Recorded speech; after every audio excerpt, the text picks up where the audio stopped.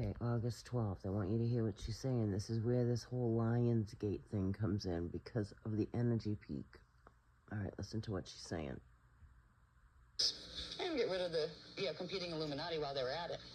So they took out Hiroshima, but what they were really after was Nagasaki, because they needed to get that bomb dropped on those sites to weaken the force field that was over their port interface system, so they could then use the mild sonics they had available to completely flatten the force field so they could activate that site and get their supersonic waves available. What they've done by activating the full matrix of the Falcon, they were harnessing the power of being able to create targeted unnatural disasters, earthquakes. I mean, Alaska has been, since the 30s, and like moving especially into the 40s, 50s, and 60s, this was like testing ground. They were using all sorts of sonics up there to see if they could target earthquakes, how far they could get. If you ever look at the information, like just, that's on record as far as the earthquakes up in the Alaska area, there was Alaska, they went for certain desert areas, then they started go for population areas when it became time to start reducing populations, because they knew that for the year 2000 to 2008, when their invasion was scheduled to go, if the stargates were going to open, which they didn't know until 1998, nobody was absolutely certain if the frequencies in the grids would be enough to actually trigger what's called grounding of the stellar bridge. That is when certain frequencies start to come down from the higher dimensional gates. And if there's a compatible frequency in Earth's core, they will latch together, and that's what starts the cycle, the stellar activation cycle. It wasn't until 1998 that anybody knew for sure if it was actually going to go into full stellar activation. But everybody had their troops in position by that time.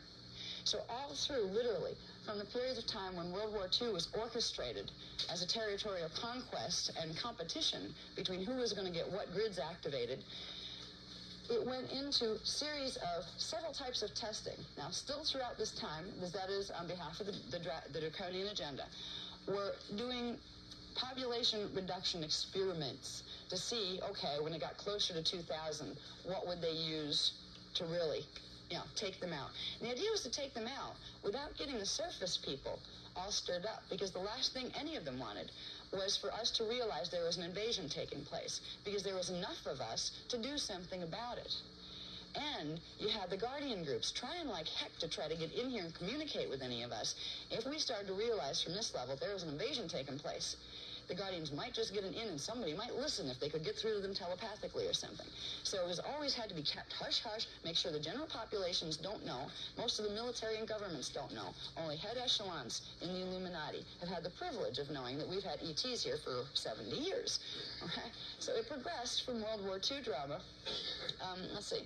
In 1943, this was after, like, the war stuff had, begun to cool down. 1943, there was something called the Philadelphia experiment was launched.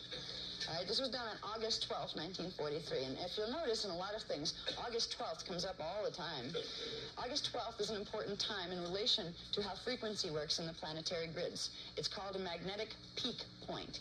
What that means is the planetary magnetic Merkaba spins at its fastest during that time. I think it starts around the 8th of August. It hits its climax point at the 12th, and then is still at a peak until I think about the 15th.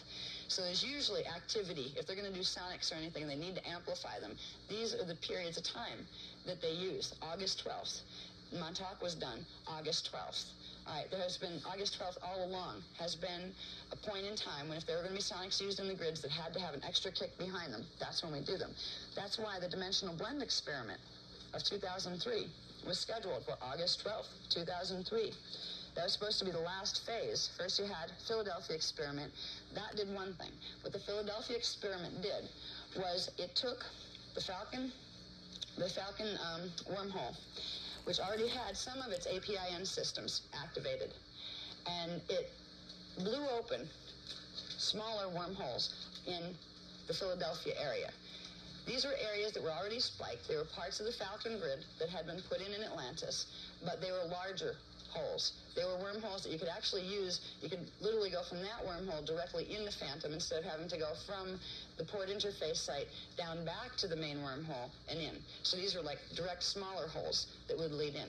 They did the Philadelphia experiment. And what they did in the Philadelphia experiment is they got literally the whole East Coast lineup in. They activated all of those grids, which ran from Portland, Maine, all the way down through Boston, down through New York City. All of our major cities have been built along these lines. It wasn't an accident. They were built along these lines because concentrations of populations were needed there, because that's the areas where you need to run the frequency through the DNA templates to have the most effect. So they would set up, literally, the places where major civilizations were going to take place to make sure concentrations of bodies were going to be on those grids. All right, so by the time we did the 1943 experiment, this really gave them an extra, the Zetas an extra, they were really in control of things at this point, because they had control of most of the grids. The other matrices, the Falcon matrix and the other competing APIM systems, weren't activated yet. And the Anunnaki still had part of their advantage. They had the Nibiru dotted crystal grid, and they had the net, but they were progressively losing control of the sites that they used to have everything under control through the net. They couldn't use that anymore because progressively the Zetas were, the Falcon Matrix was getting control over the 24 crystal temple sites that I've talked about, the Nibiru crystal temple sites. They're getting control over the grids. So this was starting to create an issue.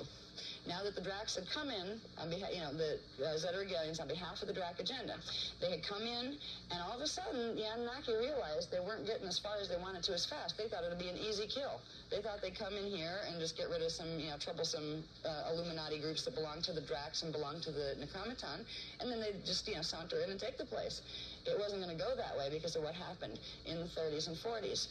Now, in 1951, the Necromaton and Dramis begin to make deals with the Jehovian Anunnaki. Now, usually Necromaton don't want to talk to anybody, and the Jehovians don't either, so they had something in common. They didn't like anybody else but themselves.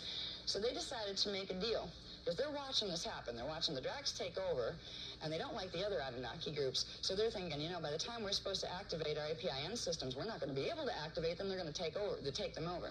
So there were deals made between the Necromaton and Dramis and the Dove Matrix, which are the ones that were associated with the Enoch teachings before, the Jehovian bipedal dolphin people of Sirius A, Arcturus, and Trapezium Orion.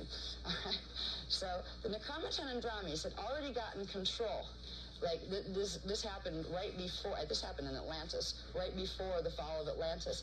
Our grid that was called the Golden Eagle APIN system, that was taken over because the temples it was controlled from were taken over by Necromaton and Drami races then.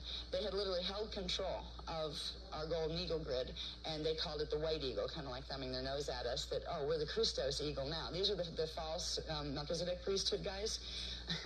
And most of them, a lot of them anyway, are Nephilim, which were, if anybody's read Voyagers Volume 2, the original copy, we talked about Nephilim as being a race that during seeding 2 of the angelic human lineage here, there had been Anunnaki invasions, and they came in and they forced themselves on women here, and they created a race of, in the Bible they're called a race of giants, because they were much larger than regular humans. And the Nephilim were kicked off this planet by the Guardian races, and they were sent to Nibiru and wherever the heck else they wanted to go, but they weren't allowed to be here anymore after we got the territories back at the beginning for seeding 3.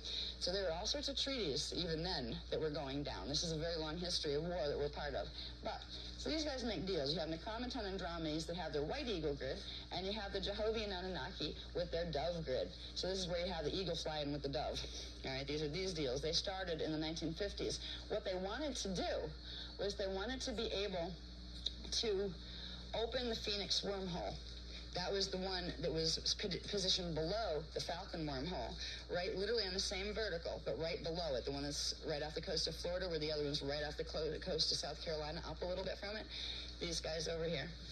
So these guys wanted to open this wormhole, because this one was already open, and that's the Falcon one that the Zeta guys were using. So they wanted to open this one and get their matrices running. If they could get the Phoenix wormhole open, they would be able to start activating the Dove grid and the White Eagle grid.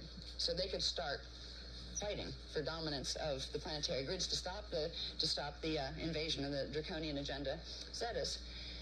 This continued literally through the 50s, through the 60s. The Dracs remained in control till 1972. In 1972, it was getting to the point where all the Anunnaki were freaking out because the Dracs just had such a hold on things, and they were determined that even if they had to help each other, you know, the groups of Anunnaki that don't like each other, they decided, well, if we have to stick together for a little while just to get rid of these guys, we'll do it. What they wanted to do was they wanted to open that wormhole and close the other one. That was what they were hoping to be able to do. Open the Phoenix, close the Falcon, now we've got it, that kind of thing. And meanwhile, we're all like, you know, by this time, most of us were on planet and, you know, getting raised and watching things like Leave It to Beaver on television and, being fed this illusion of what life is really about. Well, meanwhile, this chaos has taken place underneath the government. At the same time, we're being taught in America, we're being taught the Pledge of Allegiance to the flag, and we're raised with this wonderful bubble of emotion about being American. You know what song that still just makes me want to cry? Or smack a Zeta? Is the one that goes, I'm proud to be an American, 'cause at least I know I'm free. Well, at least we thought we were free. You know, there's something horribly sad about that. And I look at the people, a lot of people that get upset with the work that I bring out are people that have been in the military. How can you say that about our government? Wait a minute. Listen to what I'm saying. Most of you guys are good guys that give your life for that American Constitution. I know that. I didn't say you were doing this. You know what I mean? Because there's that reaction. America meant something.